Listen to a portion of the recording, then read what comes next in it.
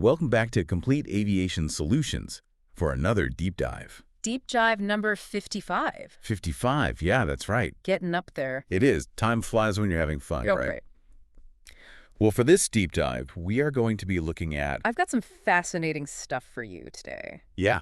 Yeah, some really, really interesting stuff. All right, well, let me set it up a little bit here. Okay. So for today's deep dive, we are going to be pulling from a bunch of different sources, specifically all from today, April 9th, 2025. Okay. And kind of the overarching theme here is that there are a lot of moving pieces in the aviation industry right now. Yeah.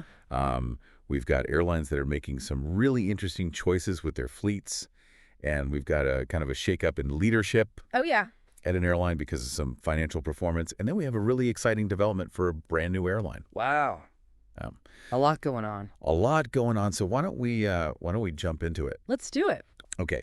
So first up, we've got Sunclass Airlines, a Danish airline. Okay. And they are replacing their entire fleet Wow. with A330neos. The Neo, yeah. That's a big move. They're aiming to have this done, like the entire rollover, by the first quarter of 2026. Ambitious. Yeah. I mean... There's a lot to get done in a short amount of time. It is. Yeah.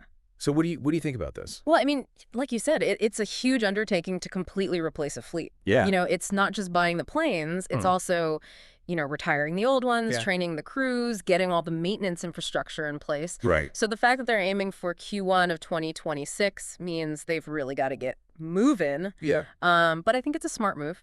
Yeah. Yeah, the A330neo, it's a great plane. It's very fuel efficient. Yeah.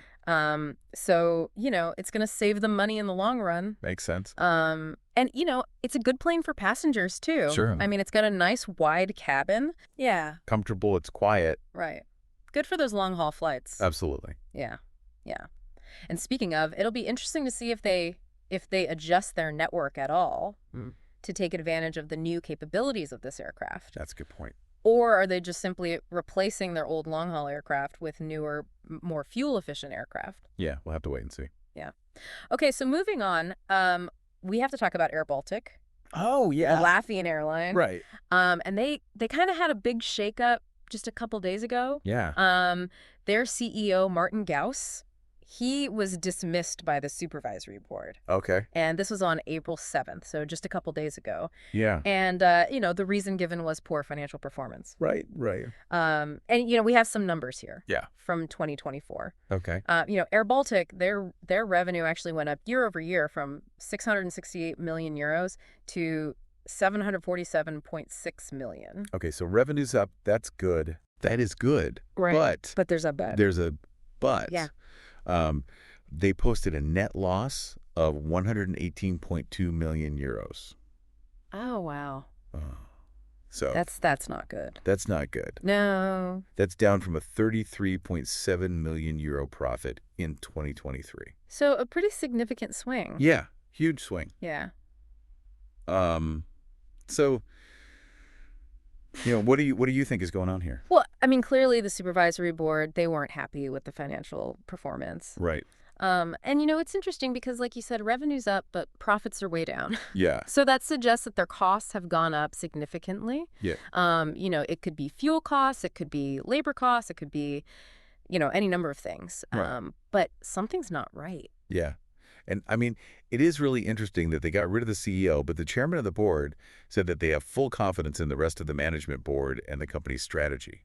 I mean, it's possible that they felt like the CEO wasn't executing the strategy effectively. Okay. Or maybe they just felt like they needed a change at the top. Right. But it's definitely an interesting situation. Yeah.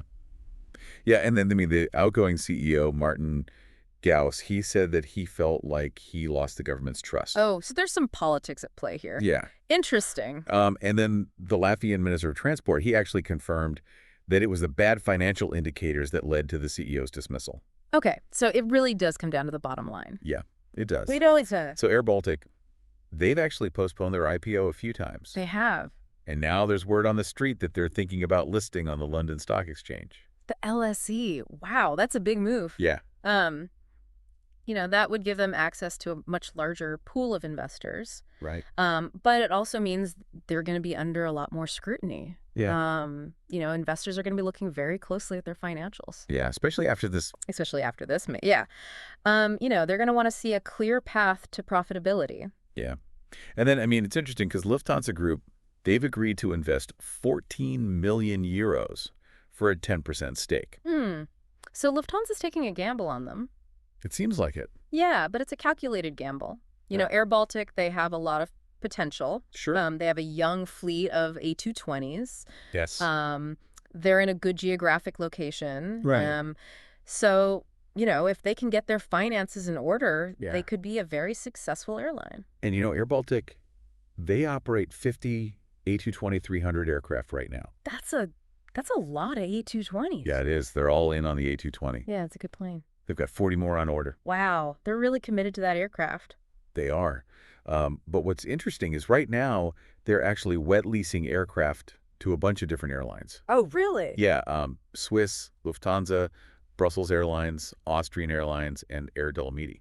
Wow, so they're helping out some of the big guys. Yeah. And this is interesting because they're generating revenue while they're waiting to take delivery of their new aircraft. That's smart. And they're building relationships with these other airlines. Absolutely. It's a good way to stay busy and keep the cash flowing. Yeah. Okay, so moving on.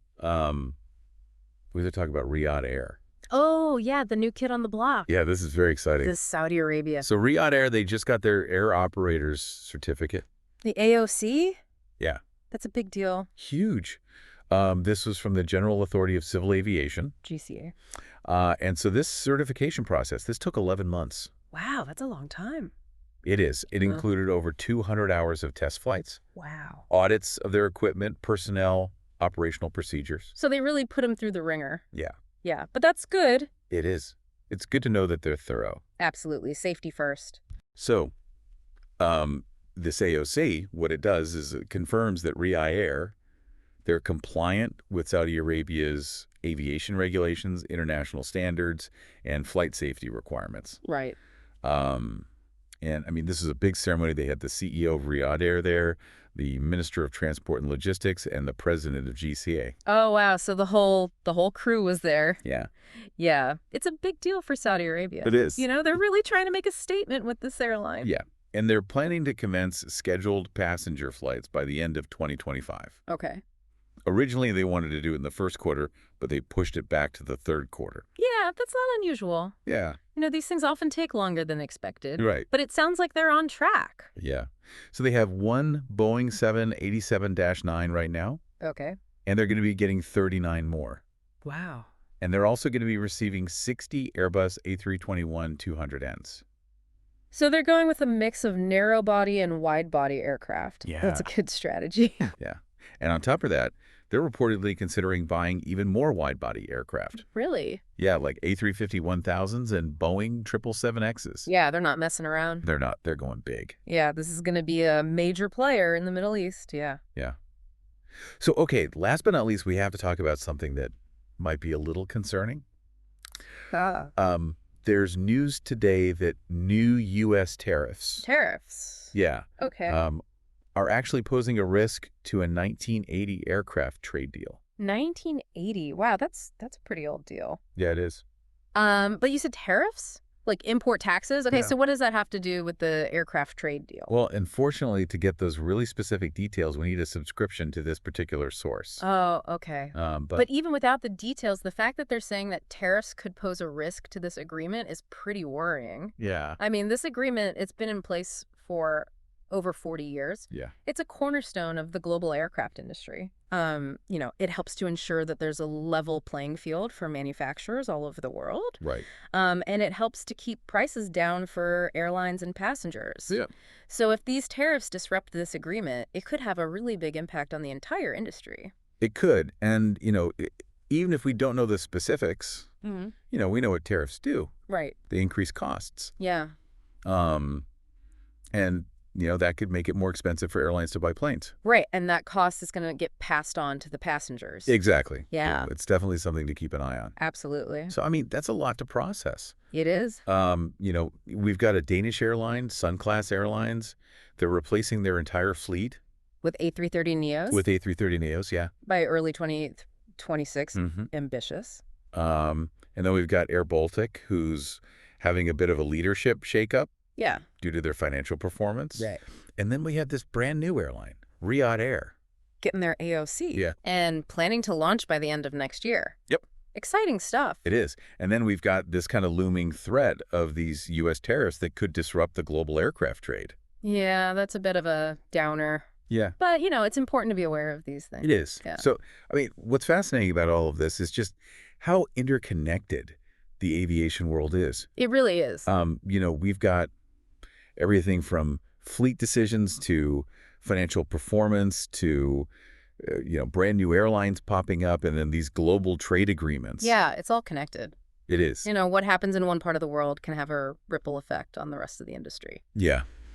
And, I mean, it's all ultimately going to impact how we fly. Absolutely. The routes that are available, the prices that we pay. Yeah, it's a fascinating industry to watch. It is. So I guess the question for you listening is, what do you think the future holds for the aviation industry?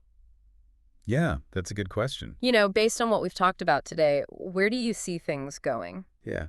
Leave us a comment. Let us know what you think. Absolutely. We'd love to hear from you. All right. Well, thank you as always Thank you. for joining us for another Complete Aviation Solutions Deep Dive. Deep dive. We'll catch you next time. See you next time. Bye.